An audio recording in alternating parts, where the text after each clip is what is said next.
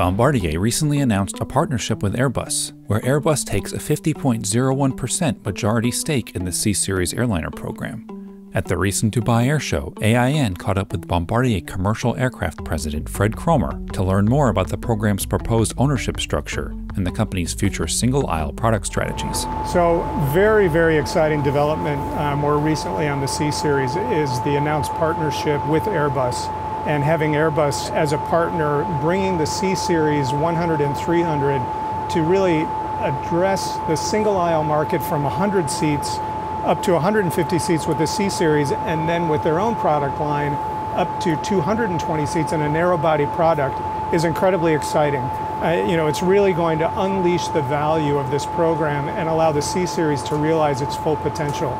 So we think with the Airbus partnership comes more volume, which is going to be very exciting for airlines around the world. Obviously with the very large footprint they have, and particularly here in the Middle East, they're obviously very well known, and they have tremendous products that the Middle Eastern carriers are flying today.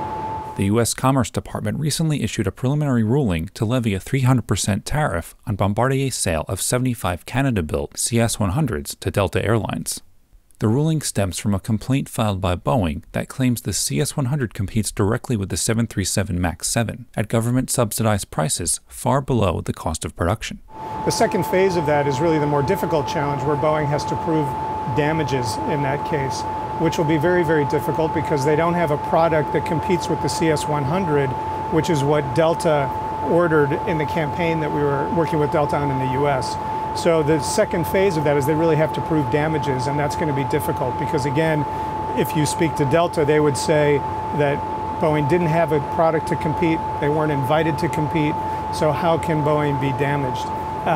Having said that, with the Airbus partnership, we talk about producing the aircraft in the US now, which supplements what we're doing in Canada.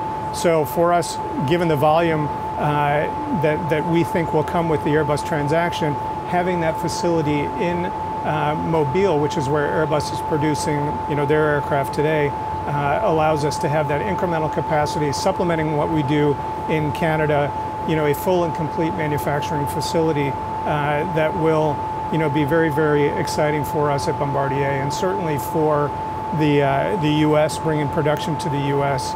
It's about a $300 million investment and 2,000 jobs. So it's a big step for us, and certainly for manufacturing in the United States.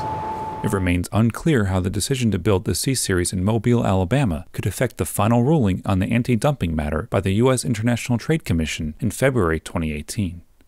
While the addition of the C Series certainly adds value to Airbus's product portfolio, it also appears likely to spell the end of further efforts to sell the A319, whose seating capacity overlaps with that of the CS300.